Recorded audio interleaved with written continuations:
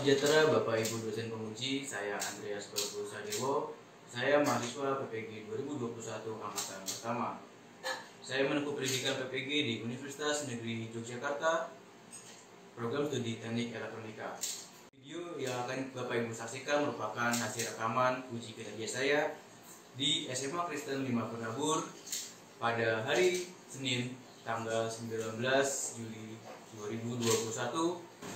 Video tersebut merupakan hasil dari rekaman saya.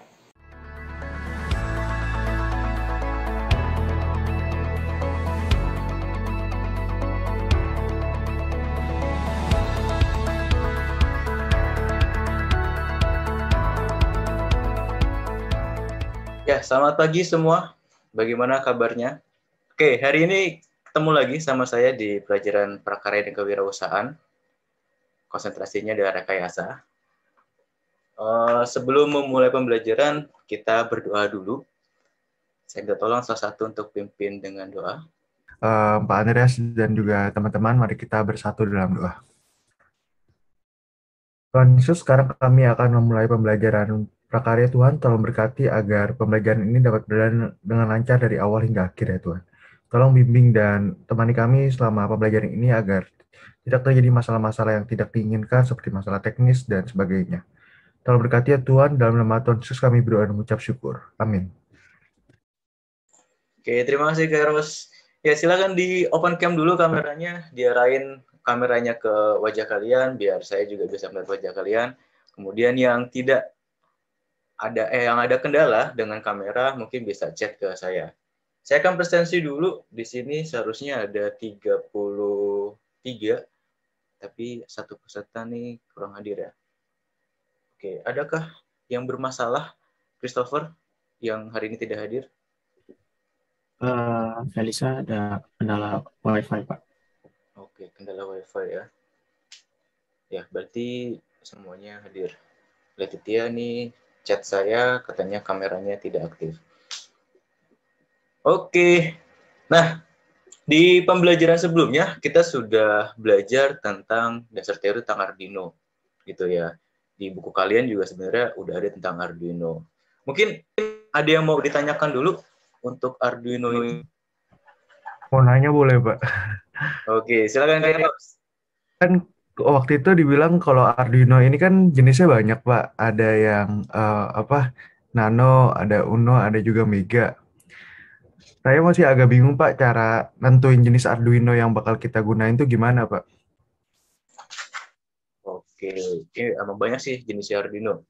Oke, adakah yang mau menjawab?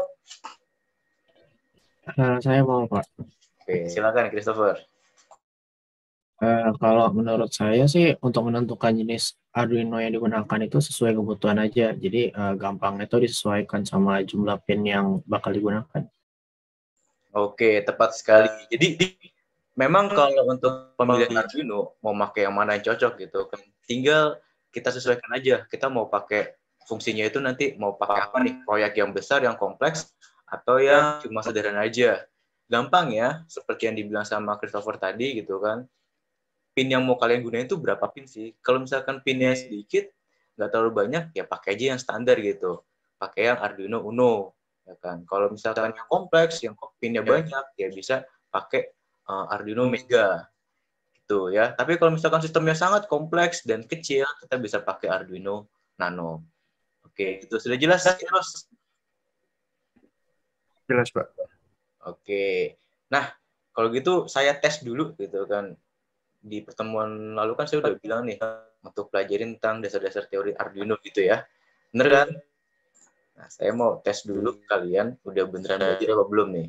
Oke, ini Arduino gitu kan. Kemarin kalian udah belajar gitu, ya kan. Coba ada yang bisa menyebutkan fungsi dari poin-poin ini atau namanya deh, namanya dulu kan. Dari namanya juga kita udah bisa tahu kan. Nomor 1 ini apa, nomor 2 ini apa, 3 apa. Boleh? Siapa yang mau kasih pendapat? Saya kasih poin. Saya mau coba jawab deh, Pak. Oke, Priscilla, silakan. Nomor 1 itu kayaknya power USB ya, Pak? Iya, benar. 1 power USB. Yang lain? Saya mau jawab, Pak. Oke, silakan Victoria. Yang nomor 4 itu kristal osilator. Oke, benar, kristal osilator nomor 4. Victoria. Selanjutnya. Jadi materi kita di hari ini adalah topik utamanya adalah output digital dari Arduino. Ya.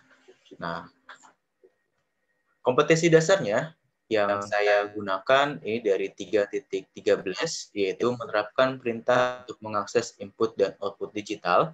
Dengan indikatornya, menerapkan perintah untuk output digital pada Arduino. Kemudian yang kedua, mendemonstrasikan perintah untuk mengakses output digital Arduino. Untuk keterampilannya, 4.13 yaitu mengimplementasikan kontrol input dan output digital microcontroller untuk menyalakan LED 7 segment dan LED matrix. Nah, untuk indikatornya yaitu mengimplementasikan kontrol output digital microcontroller untuk menyalakan LED dengan simulasi Tinkercad. Jadi di pertemuan hari ini saya hanya akan membahas output digital dengan menyalakan LED aja. Simulasinya karena kita pembelajaran secara daring, kita menggunakan Tinkercad. Ya. Untuk keterampilan yang kedua, mendemonstrasikan kontrol output digital microcontroller untuk menyalakan LED dengan simulasi Tinkercad. Gitu. Nah, untuk kegiatan pembelajarannya akan dibagi menjadi 4 bagian. Yang pertama, permasalahan. Jadi saya akan memberikan sebuah permasalahan, kemudian saya minta untuk memecahkan masalahnya, terus diskusi. Jadi diskusi kelompok, di breakout nanti, kemudian presentasi setiap kelompok, dan terakhir adalah evaluasi. Pembelajaran kita hari ini dimulai tadi pukul 8.30, berarti selesai pukul 9.30 karena 2 JP. Gitu ya. Nah, saya punya sebuah permasalahan. Saya cek dulu nih, apakah suaranya udah ada atau belum ya. Saya stop dulu. Oke, saya punya sebuah permasalahan dari video, ya kan. Kita bisa tonton terlebih dahulu.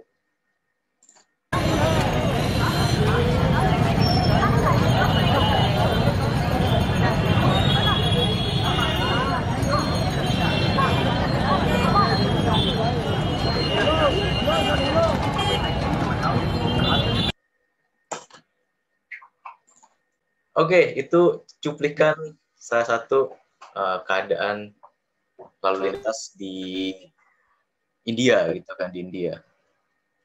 Nah, menurut kalian, kira-kira ada permasalahan apa yang ditampilkan dalam video tadi? Itu Pak, nggak teratur lalu lintasnya Pak, karena nggak ada ganti-gantiannya gitu-gitu Pak. Oke, karena nggak teratur bener lalu lintasnya. Satu, terima kasih Kak Ros. Yang lain, pendapat yang lain? Polusi udara bisa nggak, Pak? Oke, yang kedua, polusi udara. Natasha, Bosa. Ya, silakan yang lain lagi. Menurut saya ada polusi suara juga, Pak, dari klakson-klakson mobilnya. Oke, terima kasih Nadia. Polusi klakson nih, polusi suara ya kan. Bukan cuma udara, suara juga. Boleh. Apalagi kira-kira permasalahan yang ditampilkan di video tadi? Nggak ada lampu lalu lintas ya, Pak. Oke, nggak ada lampu lalu lintas. Terima kasih. Nah, sebenarnya permasalahan yang mau kita bahas di pertemuan kali ini itu masalahnya tentang lampu lalu lintas. Ya kan, topik utamanya di lampu lalu lintas ini. Tapi dari lampu lalu lintas ini nanti kan banyak banget tuh permasalahan yang timbul gitu kan. Seperti yang dibilang tadi, ada polusi udaranya, polusi suaranya, semrawut gitu kan. Tapi fokusnya ada di lampu lalu lintas. Ya kan, karena nggak ada lampu lalu lintas ini, akhirnya ya keadaan jalan gitu kan nggak teratur gitu kan, semuanya pengen serobotan duluan gitu. Nah, kira-kira menurut kalian lampu lalu lintas ini kan penting gitu kan, ya kan, penting untuk diterapkan di persimpangan-persimpangan, apalagi persimpangan yang sangat padat gitu kan. Kalian pernah bayangin nggak sih kira-kira cara kerja dari lampu lalu lintas itu seperti apa? Apakah semuanya itu lampunya nyala gitu kan, kok bisa satu lampu satu persimpangan lampunya merah, simpangan yang lain hijau gitu. Kebalik ya, satu hijau, persimpangan yang lain merah gitu. Kira-kira gimana sih cara konsep kerja dari lampu lalu lintas ini? Mungkin dipakein waktu, Pak. Timer gitu. Oke, terima kasih pendapatnya. Keren. Dipakai waktu, pakai timer gitu kan. Oke, lebih kompleks lagi. Timernya tuh cara ngatur timernya gimana gitu? Pak, pakai Arduino ya, Pak? Oke, Jonathan, pakai Arduino. Ya, kita bisa membuat pakai Arduino. Tapi konsep kerja dari lampu lotos itu bisa nyala kayak gitu tuh gimana sih? Nggak usah mikirin harus nyalain gimana itu. Tapi pikirin gimana sih kok satu lampu nyala, satu lampu nyala, lampu yang lain tuh mati gitu. Pak, pakai microcontroller bukan, Pak? Ya, pakai microcontroller. Benar, pakai microcontroller. Jadi nggak harus Arduino, tapi pakai microcontroller juga gitu kan. Oke, gini, saya simpulkan. Jadi konsepnya dalam Polaris itu sebenarnya simple, ya kan? Kita hanya mengontrol beberapa lampu yang akan kita gunakan, ya kan? Kontrol beberapa lampu yang kita gunakan. Kontrolnya pakai apa? Pakai microcontroller, ya kan? Terus gimana sih cara bisa nyala-nyala gitu, nyala mati? Kita pakainya timer waktunya, ya kan? Pakai timer, pakai waktunya. Nah, nanti ketika kalian akan membuat sebuah program dan simulasi, pasti kalian akan mengerti konsep kerja di dalam pola lintas ini. Oke. Sekarang kita akan mulai simulasi. Silakan browser kalian. Kemudian masuk ke Tinkercad. Bentar, saya saving dulu. Linknya adalah tinkercad.com. Kita akan mensimulasi dari sini. Nah, silakan kalian membuka akun Tinkercad ini, ya kan, sampai muncul ke tampilan dashboard seperti itu. Saya kasih waktu 2 menit lah buat bikin akun. Nanti kalau masuk, pilihnya yang ini ya, langsung ke sign in. Jadi nggak usah join. Nanti sign in-nya pakai akun Google atau akun Apple kalian. Oke, sudah. Nah, kalau sudah, kita akan memulai simulasi. Ya kan? Silakan pilih sirkuit. Pilih sirkuit. Kemudian pilih create new circuit. Saya ulangin, di dashboard awal pilih sirkuit. Kemudian pilih create new circuit.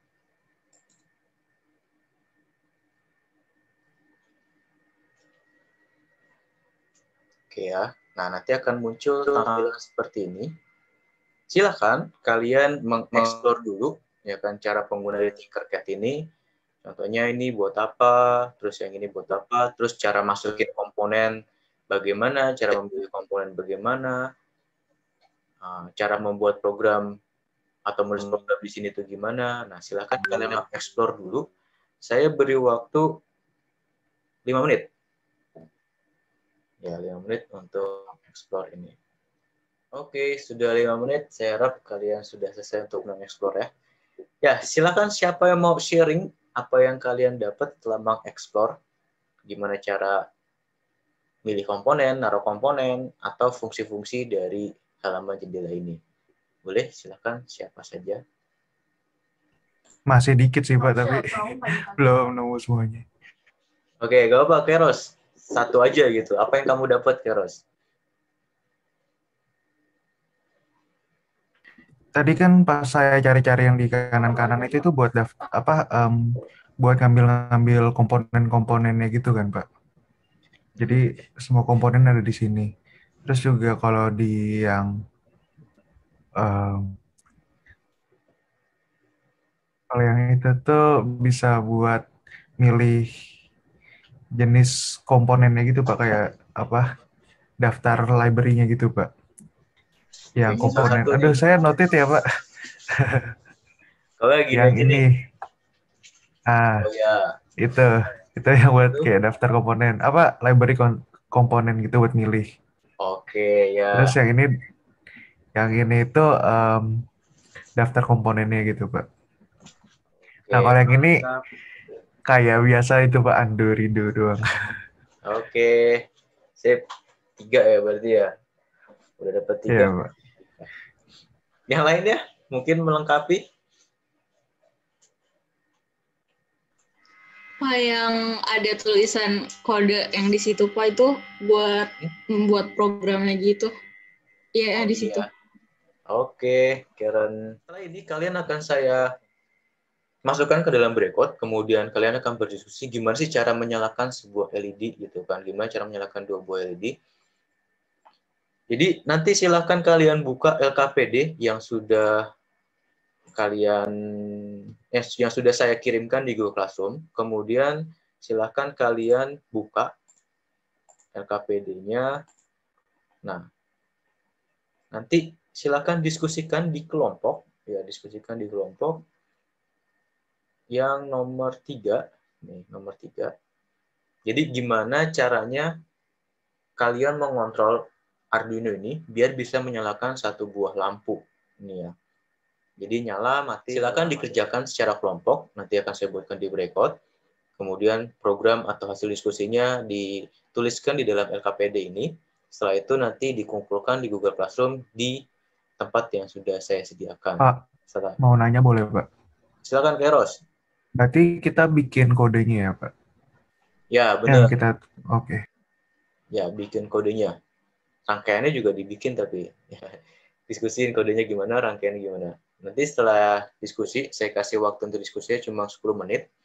Ya kan, setelah itu nanti dipresentasi. Mungkin nggak semua kelompok yang presentasi, tapi silakan dikerjain dulu, nanti akan ada yang saya minta untuk mempresentasikan. Begitu ya, adakah pertanyaan lagi? Nanti kalau ada yang mau ditanyain, bisa panggil saya. Oke, silakan masuk ke breakout-nya.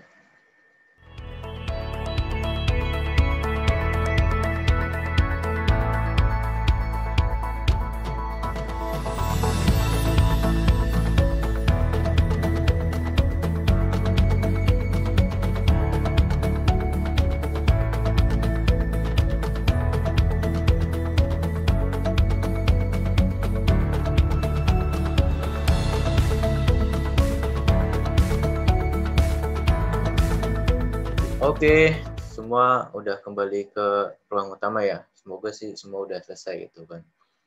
Nanti yang presentasi tidak semua, hanya perwakilan kelompok aja. Jadi untuk yang soal pertama dari kelompok 1, kemudian soal kedua nanti yang presentasi kelompok dari room 4. Gitu ya. Oke, kita mulai dulu dari kelompok 1. Soal pertama, silakan boleh di-share dan dijelaskan siapa perwakilannya. Bakal di-share screen oleh Odi. Boleh minta bantuannya, Odi? Pak, saya izin share screen ya, Pak. Ya, silakan. Ya. Oke, teman-teman. Jadi dari soal nomor 1 ini kita bakal ngejelasin kodenya. Boleh minta tolong? Nah, jadi setelah kita membuat rangkaian yang udah kita tunjukin di depan ini, kita bakal membuat kode juga, teman-teman. Nah, kodenya seperti ini. Jadi, void setup itu merupakan fungsi untuk mengatur fungsi apa aja yang akan digunakan. Nah, void setup ini diawali dengan kurung kurawal buka, sama ditutup dengan kurung kurawal tutup. Lalu, void setup ini cuma dibaca oleh program itu 1 kali setelah Arduino-nya aktif. Di dalam program ini, pin yang digunakan itu pin nomor 8. Bisa teman-teman lihat saat membuat rangkaian ini. Jadi sebenarnya masih bisa diubah-ubah, tapi kita menggunakan pin nomor 8. Sehingga perintahnya menjadi pin mode, buka kurung 8, high. Pin mode, buka kurung 8, output.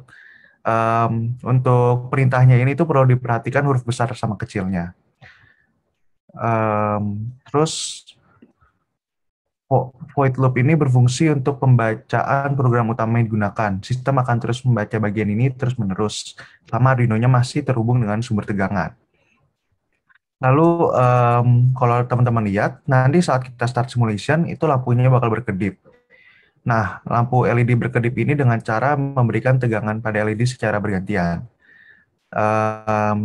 Caranya adalah dengan memberikan perintah tegangan high untuk menyalakan LED dan tegangan low untuk mematikan LED. Sehingga perlu ditulis. Oke, terima kasih. Mantap sekali penjelasannya dari Kairos. Mungkin saya buka dulu sesi pertanyaan. Silakan dari kelompok lain kalau ada yang mau nanya gitu. Pak, aku mau nanya ke kelompoknya Kairos. Oh, silakan Janet. Kalau tadi kan Kairos sudah ngejelasin tuh penjelasannya. Nah, penjelasan ini bisa disisipkan ke dalam programnya nggak? Supaya kita nggak lupa gitu. Oke. Silakan, siapa yang mau menjawab dari kelompok 1? Saya yang mau jawab, Pak. Silakan, Christopher. Kalau untuk memberikan komentar pada itu pada program itu bisa. Jadi kita bisa memberikan komentar pada baris yang sama itu. Jadi setelah tanda titik koma kita akan memberikan garis miring sebanyak 2 kali. Lalu setelah itu kita bisa menulis komentar sesukanya. Bisa tolong ditunjukkan, Odi? Nah, jadi seperti itu. Oke, thank you, Cito. Oke. Terima kasih pertanyaannya.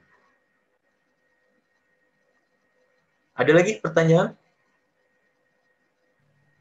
Saya mau nanya, Pak. Oh, Michelle. Silakan, Michelle. Komentarnya kan tadi itu banyak ya, dan harus beda baris. Itu jadi bagaimana? Kalau dibikin langsung beda baris. Kalau komentarnya banyak dan harus beda baris sih, harus ditandai dengan tanda garis miring kebalik sama garis miring yang biasa.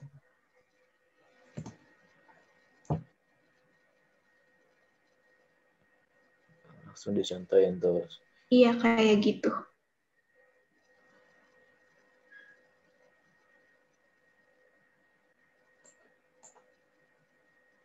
Terakhir tutup ya. Oke, ya cukup. Ya, saya rasa udah cukup ya untuk kelompok 1. Terima kasih, kita kasih tepuk tangan. Oke, jadi jauh tepuk tangannya. Terima kasih kelompok 1. Kita lanjut ke kelompok 2. Silakan perwakilan dari room 4 ya. Soal kedua maksudnya. Soal kedua, perwakilan dari room 4 boleh share screen. Pertama itu untuk pin nomornya. Pin nomornya itu 8 dan 12 untuk sebagai outputnya. Kalau dilihat dari kodenya, boleh dibuka kodenya. Itu kita tulis di mana pin mode itu 8 dan 12 sebagai output.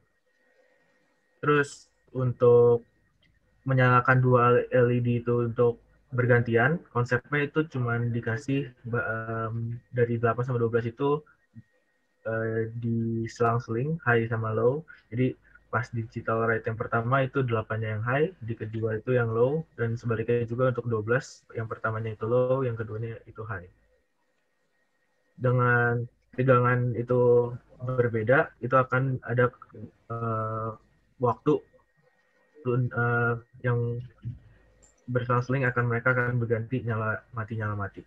Setelah itu tinggal kondisinya dibalik, dengan adanya delay itu akan terjadi seperti berikut. Coba bisa di start simulation-nya. Oke, terima kasih room 4. Wih, good job ya kan, kerja bagus. Saya buka pertanyaan dulu, mungkin kalau ada yang mau ditanyain ke kelompok 4 ini, boleh? Silakan, ada yang mau bertanya?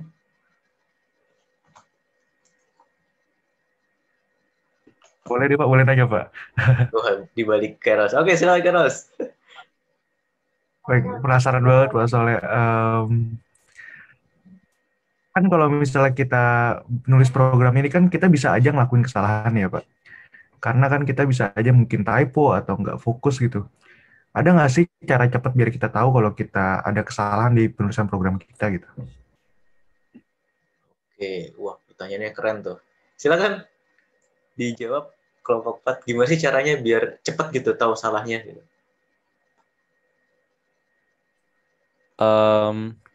Caranya itu bisa dari membaca indikator kesalahan yang bisa tampil di bagian bawah programnya saat dipencet simulasinya, saat di start simulasi.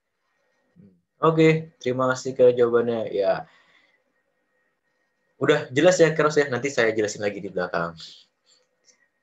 Oke, untuk 2 soal ini ya keren banget kalian udah bisa ngejalaninnya cepat gitu kan, cuma kasih waktu 10 menit langsung jadi gitu. Nah, Saya mau share dulu ngejelasin sedikit tentang pemrograman dari Arduino ini. Ya kan, di code-nya ini ya.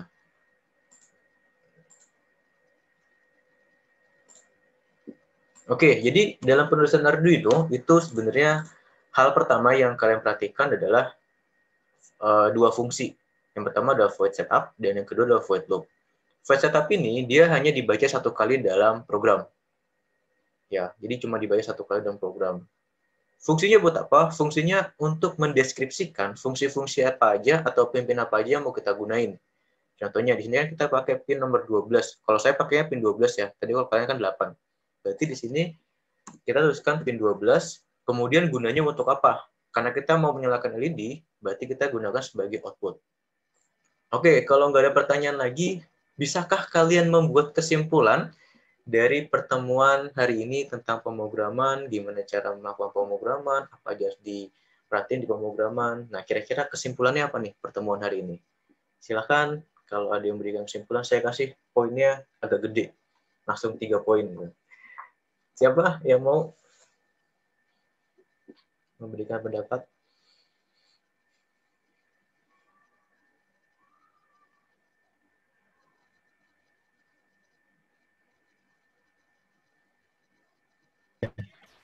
Saya mau, Pak. Oke, silakan Christopher. Jadi kalau dalam pembuatan program kayak Arduino gini tuh sebenarnya nggak terlalu sulit karena ada banyak referensi gitu yang bisa kita dapat, bisa dari internet dan lain-lain. Nah, tapi yang penting itu kita harus memahami kayak dasar penulisan programnya gitu. Jadi selebihnya ya cuma butuh ketelitian sama kesabaran dari kita sendiri kalau untuk buat programnya. Nah, karena aturan dasarnya itu yang pertama setiap hurufnya itu sangat berpengaruh. Jadi huruf besar, huruf kecilnya itu kita harus perhatikan agar tidak salah dan tidak error gitu. Terus yang kedua, setiap baris itu pasti harus diakhiri sama tanda titik koma. Lalu yang terakhir itu kalau ada kesalahan, maka kita itu bisa koreksi dengan membaca indikator yang tersedia di aplikasi Tinkercad ya. Gitu sih, Pak. Oke, terima kasih Christopher. 3 poin untuk kamu. Ya, bener banget itu kan. Jadi, dalam pembuatan pemrograman ini kalian nggak usah takut. Apalagi Arduino, itu banyak banget referensinya. Kalian bisa cari di internet, bisa cari di sumber belajar yang sudah saya kirimkan. Gitu ya. Kemudian, dipahamin penulisannya masing-masing. Kalaupun ada kesalahan, dicari aja di indikatornya, indikator di Tinkercad tadi. Atau nanti kalau kalian sudah menggunakan aplikasi Arduino-nya, di indikator Arduino itu juga udah dijelasin gitu kan. Jadi nggak usah takut dalam membuat program. Kemudian yang harus dipahami yang kedua gitu kan, sebenarnya saya sudah mempraktekkan tadi, kita itu harus mengikuti hardware yang kita gunakan. Jadi jangan sampai saya mau pakai, misalkan si B gitu kan, si B pakai hardware itu disambungin ke pin nomor 8. Tapi kamu di programnya pakainya pin nomor 12 gitu kan. Terus kamu bilang ke pembuat hardware, ganti dong itu pinnya, jangan di pin nomor 8, pakai pin 12. Program gue pakai 12 kok. Nah, itu nggak bisa kayak gitu. Di mana-mana normal ya, pemrograman atau programmer, ya program itu harus mengikuti hardware. Kenapa? Karena kalau program itu gampang untuk dirubah, tapi kalau hardware itu susah buat dirubah. Ya, jadi ini kesimpulan tambahan nih. Program itu gampang untuk dirubah, tapi hardware itu susah dirubah. Jadi programlah yang harus mengikuti hardware. Itu saja kesimpulan untuk hari ini. Untuk di pertemuan selanjutnya, kita akan membahas kondisi dari Arduino, pengkondisian dari Arduino tentang pertanyaan. Ya, silakan kalian pelajarin fungsi if dan if else dari Arduino. Gitu. Karena di pertemuan berikutnya kita akan membuat project lagi tentang if dan if else dari Arduino. Ditambah kita akan mempelajari input dari Arduino. Jadi kita sudah belajar digitalnya, kita akan belajar input Arduino ditambah dengan kondisi Arduino, if else dari Arduino. Gitu saja dari saya. Semoga pertemuan kali ini bermanfaat untuk kalian. Kalau misalkan masih ada pertanyaan, bisa japri saya lewat WA atau lain. Itu ya. Didapatkan dalam pelajaran ini supaya kami dapat mengingatnya dan ini dapat menjadi ilmu yang baru untuk kami ke depannya. Tuhan juga berkati aktivitas kami selanjutnya supaya kami dapat mengerjakannya dengan baik dan kami menyerahkan hari ini dari awal sampai akhir hanya ke dalam tangan-Mu. Di dalam nama Tuhan Yesus Kristus kami telah berdoa dan mengucap syukur. Amin. Terima kasih semua, sampai ketemu lagi di pertemuan selanjutnya. Selamat pagi. Terima kasih, Pak. Terima kasih, Pak. Terima kasih, Pak. Terima kasih, Pak.